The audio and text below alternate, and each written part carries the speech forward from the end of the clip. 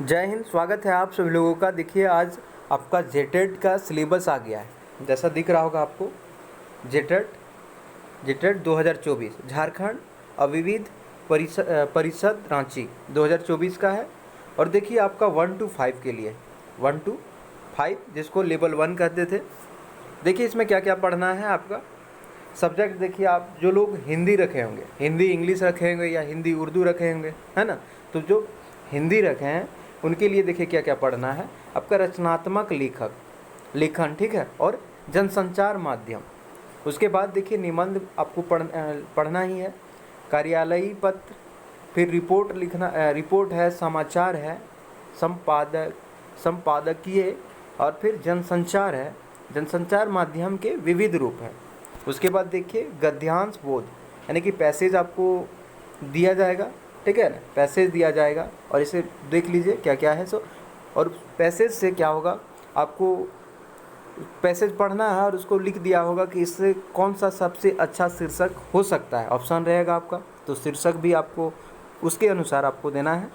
दूसरी बात है कि और उससे रिलेटेड क्वेश्चन पूछा जाएगा, ठीक है। उसके बाद देखिए आपका फीचर लेखन, जीवन संदर्भों से जुड़ी घटनाओं एवं स्थितियों पर फीचर लेखन, ठीक है। उसके बाद देखिए आरोह भाग, ये सब देख लीजिएगा अपना। उसके बाद बात करते हैं कि व्याकरण में हमें क्या पढ़ना है। व्याकरण, तो व्याकरण में देखिए क्या क्या पढ़ना है आपका। व्याकरण में संज्ञा पढ़ना है। उसके बाद सर्वनाम, विशेषण, क्रिया, अव्यय, और फिर उपसर्ग भी पढ़ना है, प्रत्यय, संधि, समास, लिंग, निर्णय और कारक। ये सभी आपको हिंदी ग्रामर में पढ़ना है, व्याकरण में, ठीक है। और देखिए जो लोग इंग्लिश रखे होंगे उनके लिए क्या है, देखिए पैसेज पूछा जाएगा। Passage unseen, passage for comprehension, ठीक है, 150 वर्ड का रहेगा जो आपको पैसेज पढ़ना है। और उसके अकॉर्डिंग आपको जो भी क्वेश्चन पूछा जाएगा उसमें आपको बताना है। अब बात करते हैं कि ग्रामर में क्या पढ़ना है। इंग्लिश ग्रामर में तो देखिए इंग्लिश ग्रामर में आपका टेंस पढ़ना है। उसके बाद वॉइस पढ़ना है, नरेशन पढ़ना है, और फिर आइडम फ्रेजेस पढ़ना है, ठीक है। और साइनोम और एंटोन, इसका होता है विलोम शब्द, है ना, उल्टा विलोम शब्द भी पढ़ना है, साइनोम भी पढ़ना है, समान शब्द पढ़ना है। उसके बाद देखिए लैंग्वेज 1 जिसका उर्दू है, तो लैंग्वेज 1 जिसका उर्दू है वो अपना देख लीजिए क्या है सो, ठीक है। आपका यहाँ पे उर्दू है, देख लीजिए ये आपका है। और जो लोग उसके बाद मैथ रखे होंगे, मैथ भी है, रखे नहीं होंगे, मैथ होगा ही, तो आपका देखिए डिफरेंशियल कैलकुलस है, ठीक है। और फिर इंटीग्रल कैलकुलस भी पढ़ना है, कोऑर्डिनेट ज्योमेट्री पढ़ना है आपको, फिर त्रिकोणमिति जिसको बोलते हैं, फिर अलजेब्रा भी पढ़ना है, और प्रोबेबिलिटी प्रायिकता पढ़ना है आपको, ठीक है। ये आपका मैथ का था, ये आपका मैथ का सिलेबस, ये आपका उर्दू, क्योंकि लैंग्वेज 1 में या तो आप क्या रखे होंगे, आपका हिंदी रहा होगा, हिंदी प्लस इंग्लिश, या फिर उर्दू प्लस हिंदी होगा, या फिर उर्दू प्लस इंग्लिश होगा, जो भी होगा आप जो रखे हैं उनके अकॉर्डिंग आप देख लीजिएगा। उसके बाद अब बात करते हैं CDP, जिसको CDP है ना। देखिए बाल व्यवहार का अध्ययन पढ़ना है, ठीक है, बाल व्यवहार का अध्ययन, ठीक है, कैसा बालक जो है व्यवहार करता है ना।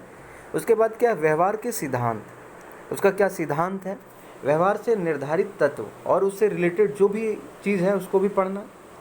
बालक के व्यवहार के अध्ययन की विधियाँ और अवलोकन, साक्षात्कार, जीवन इतिहास विविध विधि है, ठीक है, ये सब आपको पढ़ना है।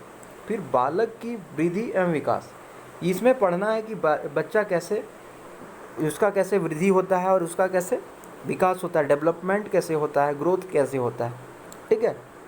जैसे पूछ देगा, होता है ना कि विकास जो होता है वो आपका दो तरीके से होता है, एक सिर से पैर की ओर होता है, और एक इधर से होता है, ठीक है। तो ये हो गया। वृद्धि को हम लोग क्या करते हैं, माप सकते हैं, वृद्धि को हम लोग माप सकते हैं, लेकिन विकास को हम लोग नहीं माप सकते हैं। ये नहीं कर सकते हैं कि इसका दिमाग जो है वो 2 kg वृद्धि हुआ विकास हुआ है। ठीक है, वृद्धि को हम लोग मेज़र कर सकते हैं कि 2 फीट लंबा हुआ है, तो वही सब पढ़ना है। उसके बाद क्या है कि विकास की मुख्य अवस्था है, क्या विकास का मुख्य क्या अवस्था है, जैसे बाल अवस्था हो गया, किशोर अवस्था हो गया, ये सब अवस्था पढ़ना है आपको। उसके बाद देखिए क्या पढ़ना है, विकास की अवस्थाएं यहाँ पे भी है।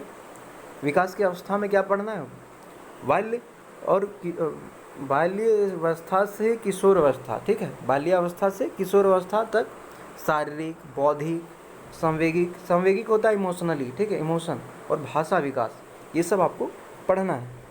उसके बाद देखिए क्या है कि व्यक्तित्व विकास एवं समायोजन, व्यक्तित्व विकास एवं समायोजन, इसमें आपको पढ़ना है व्यक्तित्व के विकास से वंशानुक्रम, ठीक है, और फिर जैविक कारक एवं वातावरण का महत्व, विद्यालय, समुदाय एवं परिवार में समायोजन की महत्वपूर्ण तकनीक।